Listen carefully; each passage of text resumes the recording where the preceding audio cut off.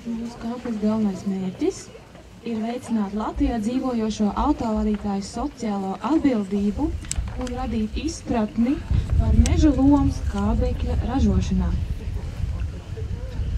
Jo mēs secinājām, ka varbūt mērķa auditorijas daļa, kas nav tik aktīvi līdz šim iesaistītas tajās aktivitātēs, ir tieši ekonomiski aktīvies iedzīvotāji, kas arī ir autovadītāji. Jā, un autovadītāji, kā arī viņa ģimenes. Plus mēs vēl mēģinājām iesaistīt, lai šo akciju paveiktu, vēl pagaidām nezinām degvielas tirdzniecības ķēdi.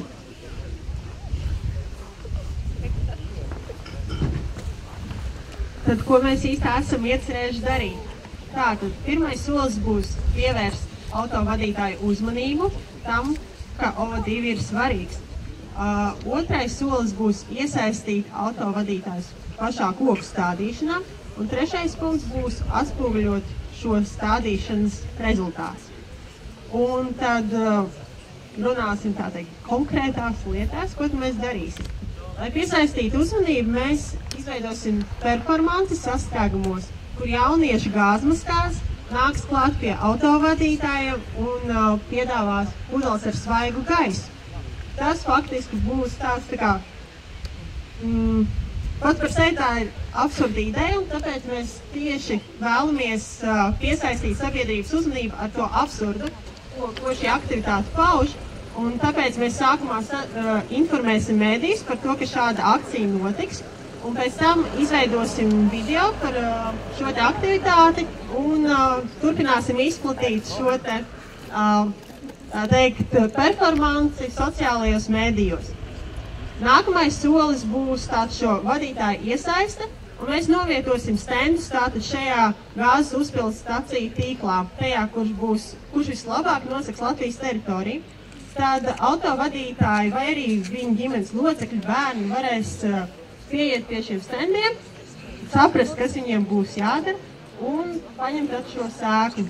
Un pirms tam gar ceļa malām tiks izvietots vides reklāmas, kas tātad izstāstīs šo galveno domu, ka koki, tīpaši tajā brīdī, kad viņi aug, ražo šo skābekli, un ka skābeklis mums ir ļoti, ļoti nepieciešama viela.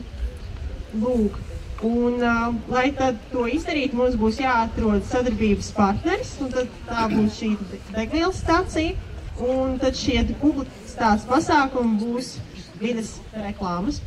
Un tālāk, kāpēc tad faktiski autovadītājiem tas viss ir jādara, tiks izveidota interaktīva karte, tiks izveidota mājaslapa, kurā ielogoties varēs ar draugiem.lv profilu.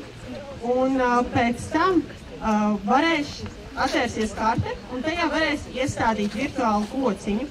Lai iestādītu šo virtuālo kociņu, vajadzēs atvērt sēklas paciņu, kurā būs ievietots kods, un tad ar ievedot šo kodu tiks iestādīts kociņš. Kāpēc vajadzēja ielogoties draugos.lv?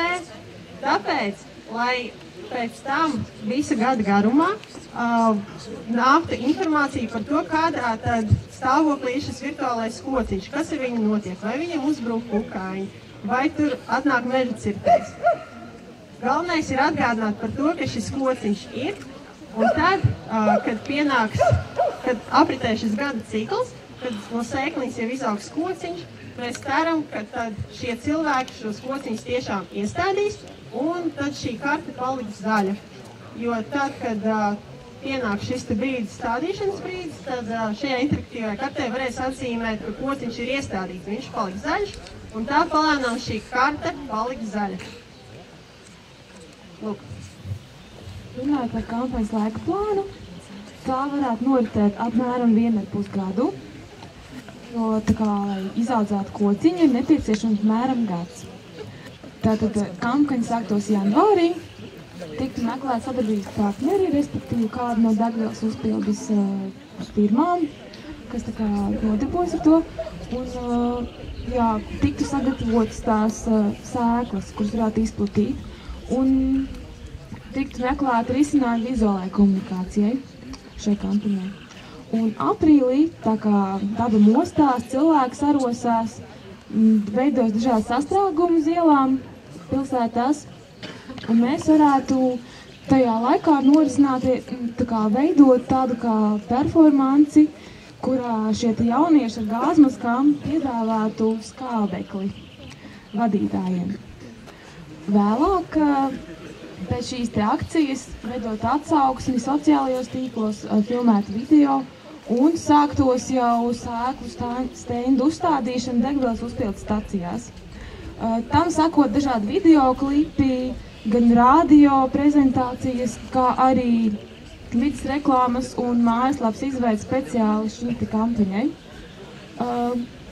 Kamēr autovadītāji audzētu šos kociņus, risinātos dažādi atgādinošie pasākumi, tiktu veidoti blogi, taisīti video sižeti, kā arī mēs censtos iesaistīt šajā kampaņā dažādas slavenības, kas saistītas ar autobiznesu, kaut kādu motobraucēju vai rallisti vai citu veidu slavenības.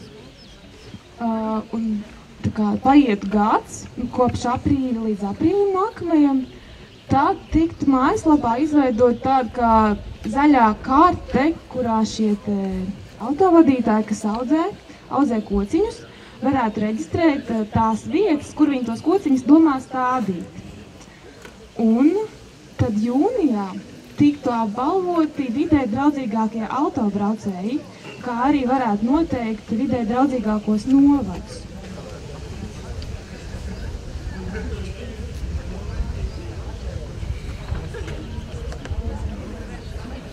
Un attiecībā uz finanšu plānu mums nav gan aprēķināti konkrēti cipari, bet mēs izdalījām tās aptuvinātas pozīcijas, kur būtu nepieciešams finansējums. Tas būtu šo sēklu paciņu izveidē, protams, noformējums un pašas tās sekliņas, kas ir priekšā, stenda dizains un izvietošana un izvietošana, pašas performances materiālu iegāde, mājaslapas dizains un uzturēšana, videoklipu veidošana, radio džinglu un vidas reklāmas. Un pieminot to radio džinglu, mēs arī pozicionējām, kad attiecībā uz autovadītājiem galvenokārt redz video vidas baneris, iela malās un radio klausās ceļiem. Tā kā uz to mēs arī liekam uzsvaru.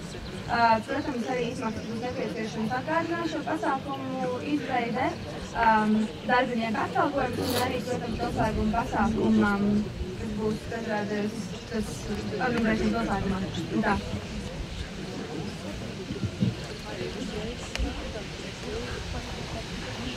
Un kā mēs to visu novērtēsim? Pirmām kārtām mēs to novērtēsim pēc tā, cik zaļa tad beigās ir mūsu karte, cik daudz cilvēku ir ielogojušies.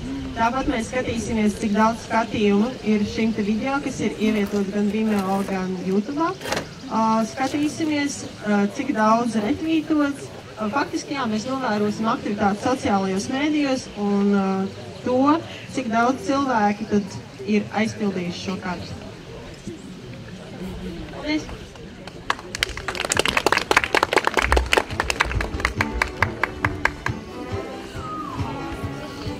Paldies, žūrijas jautājumi, mikrofonu žūrijai vienu. Es ļoti ātri vienu jautājumu. Kā jūs motivēsiet, kas būs tas burkāns atkal runājot par to, lai cilvēks tiešām iestāda to kociņu un pēc tam atzīmē?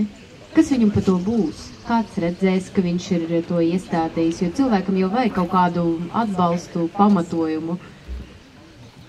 Faktiski mēs ceram, ka šis formāts, kādā mēs pasniegsim šo stendu, mudinās viņus, bet, protams, mēs nevaram beigās zināt, vai viņš iestādīs vai nē, tas paliks uz viņas sirdsapziņas, bet novērojot aktivitāti draugos tajā, ka var apskatīties, ko te dara mani draugi, kad draugs ir tikko iestādījis kociņu, kas tas pa kociņu. Viņi redzēs, ka notiek šāda akcija un ka galvenā darbība ir koku stādīšana. Tad no virtuālās telpas, tā kā mēs ceram, ka tas aizies arī fiziskajā telpā. Tad faktiski būs tā, ka cilvēks, kad iestādīs viņa profilā, kaut kā tas tiks atspoguļots. Jā, protams, jā. Tas bija mans.